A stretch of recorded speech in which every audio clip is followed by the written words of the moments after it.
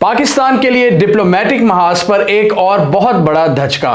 भारत कश्मीर श्रीनगर में G20 summit करवाने की पूरी प्लानिंग कर चुका है। पाकिस्तान इसको कैसे काउंटर करेगा, आज की इस वीडियो में हम ये जानने की कोशिश करेंगे। पाकिस्तान ने इसके मुकाबले में एक फ्रेश स्टेटमेंट जारी किया जिसमें उन्होंने कहा है कि इंडिया का ये एक इररिस्पॉन्सिबल मूव है जो मकबूजा कश्मीर पर अपने गासबाना कब्जे को फौकियत देने के मुतरादिफ है। और पाकिस्तान ने हमेशा की तरह यूएन सिक्योरिटी काउंसिल्स का भी रेफरेंस दिया कि ये उनके मुनाफी है। यूएन की जो करारदादें हैं कश्मीर पर, ये उस पर नहीं बैठता, उसके खिलाफ जाती है ये बात। इसलिए भारत को एक रिस्पॉन्सिबल कंट्री होने का मुजाहरा करना चाहिए और ऐसी हरकतों से बाज रहना चाहिए। एक डिस्प्यूटेड टेरिटरी में G20 समिट करवाना।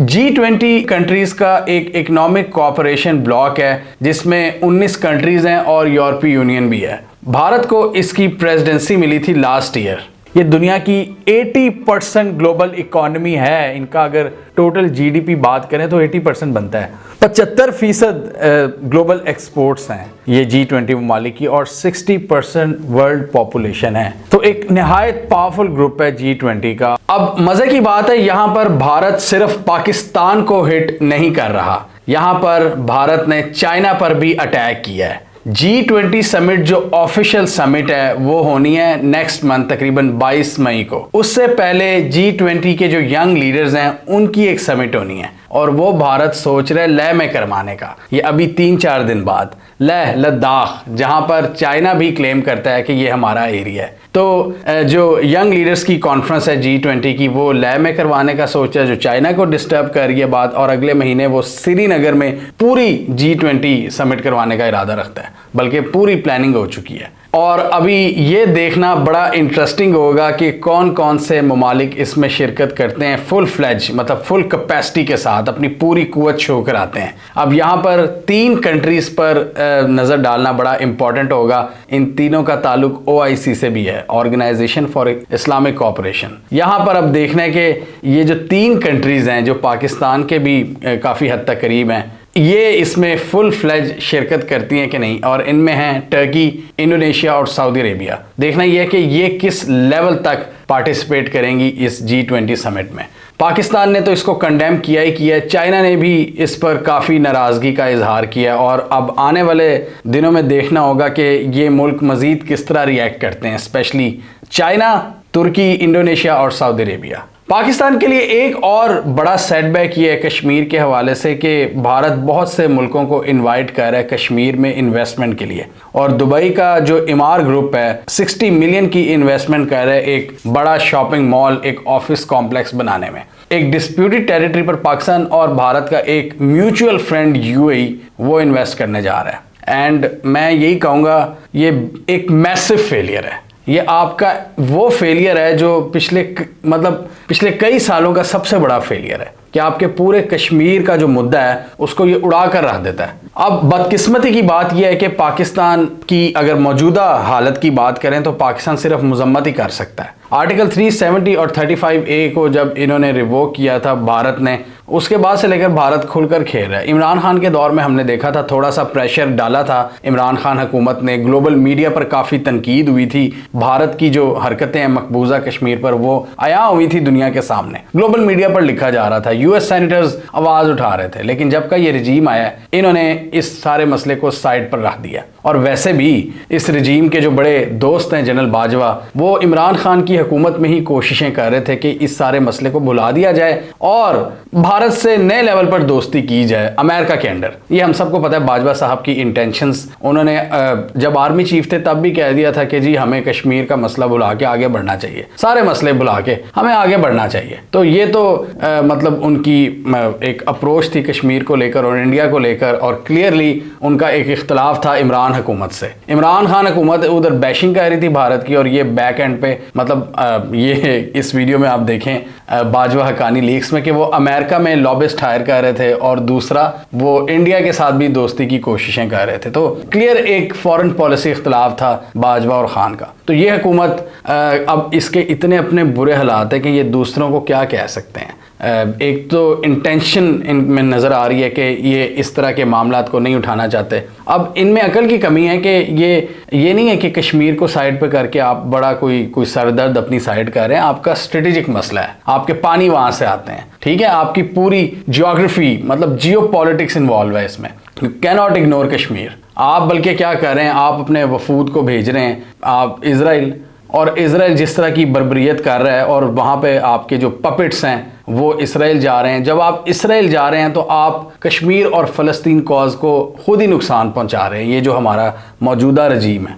तो ये तो आप अपनी पूरी जो आइडियोलॉजी जो आपने खड़ी की थी पिछले 75 साल में, आप खुद ही उसको मतलब एकदम उसको ज़मीन बोस करना चाहते हैं। ऐसा नहीं होता। अगर कुछ अपनी पॉलिसी बदलनी भी है, कोई तरीक़ाकार होता है। आप आवाम को एतमाद में लेते हैं, कोई उसके कोई क्लियर पॉलिसी डायरेक्शन होती है। आधी आपकी स्टेट कुछ और सोच रही है, कुछ इंडिविजुअल्स कुछ और सोच रहे हैं, और पाकिस्तान के अंदर जो एक डेंजरस पॉलिटिकल बैटल चल रही है उसका फ़ायदा भी दुश्मन उठा रहा है, आपकी कमज़ोरियों को एक्सप्लॉइट कर रहा है। अभी कुछ साल पहले तक हम अपनी वीडियोस में डिस्कस करते थे कि पाकिस्तान ने भारत को रीजन में स्ट्रेटेजिकली शिकस्त दे दी है कई महाजों पर।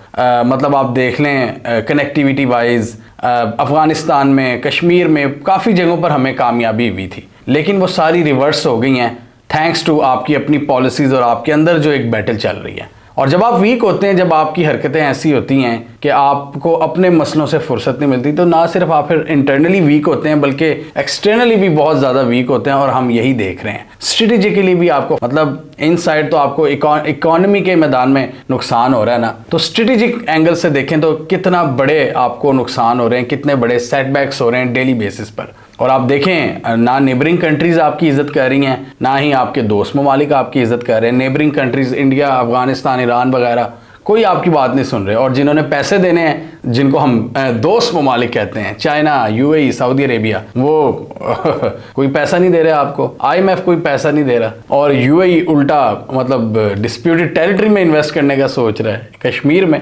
तो पाकिस्तान के जो ये ट्रेडिशनल एलाइज हैं, उन्होंने सब ने भारत के साथ भी बड़ी अच्छी बनाकर रखी हुई है, और इसीलिए मेरे हिसाब से उनको कोई फ़र्क नहीं पड़ेगा इस समिट से। फ़र्क पड़ता अगर आप अपनी कुछ पोजीशनिंग बनाते, लेकिन आपने बिल्कुल फारिग कर दिया अपने आप को। आप $1 बिलियन के लिए तरस रहे हैं IMF के। आपकी मतलब क्या बात करें आपकी इकॉनमी की हालत की। आपकी जो ग्रोथ प्रोजेक्शन दी है IMF और वर्ल्ड बैंक ने, वो 0.4 के करीब दी है, 0.4% की GDP ग्रोथ। भारत 7% के साथ उसकी ग्रोथ की प्रोजेक्शन आई है, 7%। और पिछले साल पाकिस्तान भी 6% के साथ ग्रो कर रहा था जब इन्होंने रेजीम चेंज किया, और इस वक्त 0.4% की ग्रोथ है। तो जब ये कंडीशन हो, जब $1 बिलियन को आप तरसते हो, तो फिर दुनिया क्या इज्जत करेगी आपकी। और फिर आपका दुश्मन खेलेगा खोल के डिस्प्यूटेड टेरिटरी पर, वो कॉन्फ्रेंसेस करवाएगा। ये बहुत बड़ा फेलियर है, स्ट्रेटेजिक फेलियर है। आप अपने लोगों को काउंटर करने लगे हैं, दुश्मन आपकी पूरी स्टेट को काउंटर कर रहा है। अपने लोगों को काउंटर करने से जरा निकलें बाहर, दुश्मन को देखें दुश्मन क्या कर रहा है। कोई अथॉरिटी नहीं रहेगी आपकी स्टेट की, और आपने अपनी कॉज को खुद वीक किया है। अच्छा, एक और समिट हुई है इस रीजन में इंटरेस्टिंगली, उसमें पाकिस्तान को जिसे कहते हैं ना कुछ हल्की सी कामयाबी मिली है। नेबरिंग कंट्रीज ऑफ अफगानिस्तान, इसका चौथा इजलास हुआ है, और इसका इनिशिएटिव भी इमरान खान के दौर में हुआ था। हमने जो नेबरिंग कंट्रीज हैं, मतलब इसमें रशिया भी है, वैसे रशिया डायरेक्टली तो नहीं है, लेकिन रशिया की जो बैकयार्ड स्टेट्स हैं, ये जो सेंट्रल एशियन स्टेट्स है, तो रशिया उनको अपना ही इलाका समझता है, तो इसलिए रशिया भी इन्वॉल्व हुआ। समरकंद उज्बेकिस्तान में ये समिट हुई है, जिसमें 4 कंट्रीज थे, पाकिस्तान, चाइना, ईरान और रशिया। हुई है उज्बेकिस्तान में, और इसमें तालिबान का भी नुमाइंदा, आई थिंक मुत्तकी जो इनका डिप्टी फॉरेन मिनिस्टर है, वो भी मौजूद थे। तो यहाँ पर यही बात हुई है कि अफगानिस्तान को अबैंडन नहीं किया जाएगा। आलमी कम्युनिटी पर यह जोर डाला गया है कि अफगानिस्तान को ना छोड़ें बिल्कुल, मतलब उनसे इंगेज किया जाए। इस हवाले से जो पहली इसकी मीटिंग हुई थी इमरान खान के दौर में, वो पाकिस्तान में हुई थी। और साथ ही इसमें चूँकि रशिया और चाइना भी थे, तो इसकी जो एक स्टेटमेंट आई है उसमें ये जो इत्तेहादी अफवाज हैं, नेटो और अमेरिकन फोर्सेस, इनको भी तनकीद का निशाना बनाया गया कि इनकी जो प्रेजेंस है वो ख़ित्ते को ख़राब करती है, और अफगानिस्तान में इस वक्त जो इंस्टेबिलिटी है उसका ज़िम्मेदार भी ये नेटो और US फोर्सेस को करार दिया है। अब इस मीटिंग की भी बात करें तो पाकिस्तान का जो फॉरेन मिनिस्टर है, फेडरल फॉरेन मिनिस्टर, उसको होना चाहिए था, और वो कौन है? आपका बिलावल। लेकिन फिर बंदा खुद ही कहता है कि चलो अच्छा ही हुआ कि बिलावल नहीं था, क्योंकि उसके जो क्रेडेंशियल्स हैं वो मीट नहीं करते। आई थिंक ये जो बाबे बैठे हुए हैं आपकी फॉरेन पॉलिसी में, जो इतने तजर्बाकार लोग हैं, ईरान के पास हैं, रूस के पास हैं, चाइना के पास है, तो फिर मजाक ही लगता है जब हम बिलावल को भेजते हैं। तो हिना रब्बानी खर जो कि स्टेट मिनिस्टर हैं आपकी फॉरेन अफेयर्स पर, वो गई थी। मतलब बिलावल को शायद खुद पर कॉन्फिडेंस नहीं था कि वो इसको मैनेज कर सकते हैं। तो मेरे अपने भी ख्याल में हिना रब्बानी खर इनसे बहुत बेहतर ऑप्शन थी।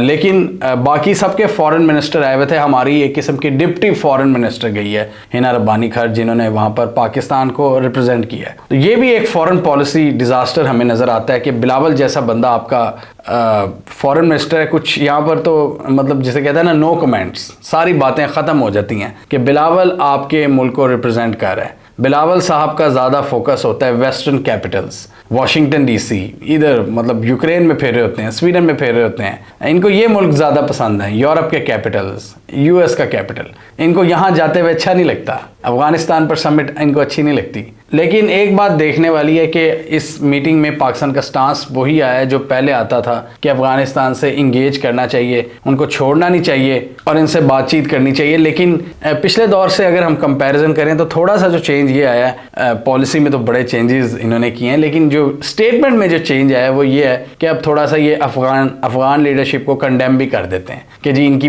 पॉलिसीज़ की वजह से दुनिया इनसे इंगेज नहीं कर रही। तो खैर पॉलिसी पे तो हमने बड़ी वीडियो बनाई हुई है कि इस रिजीम ने किस तरह जो एक इंगेजमेंट की पॉलिसी थी अफगान्स के साथ, उसको भी काफ़ी हद तक पीछे छोड़ दिया। मतलब आप देखें इंडिया पर पॉलिसी भी इन्होंने चेंज कर दी। अफगान जो पॉलिसी थी हमारी कि हमने प्रॉपर इंगेज करना है, और उस इंगेजमेंट का फ़ायदा पाकिस्तान को ही होना है कि कनेक्टिविटी बढ़ेगी, रीजनल कनेक्टिविटी, पीस, और ये जो कई प्रोजेक्ट्स हैं आपके, ट्रांस अफगान रेलवे कॉरिडोर है, तापी गैस प्रोजेक्ट है, और भी कई प्रोजेक्ट हैं जो अफगानिस्तान के पीस से कनेक्टेड है। तो अफगानिस्तान में अगर पीस नहीं होगा तो वो प्रोजेक्ट्स नहीं हो सकते, हमारी इकोनॉमिक ग्रोथ नहीं होगी। तो उसके लिए ज़रूरी है कि अफगान जो भी हुकूमत हो वहाँ पर उससे इंगेज किया जाए। लेकिन इनको समझ नहीं लग रही, ये बैठे हुए हैं जी एक सुपर पावर को अकोमोडेट करने के लिए कि वापस उसकी बेसिस उनको बना के दी जाए, उनको फैसिलिटेट किया जाए। लेकिन पीछे रशिया और चाइना बैठे हैं, वो देख रहे हैं, और उन्होंने ये स्टेटमेंट दिलवाई है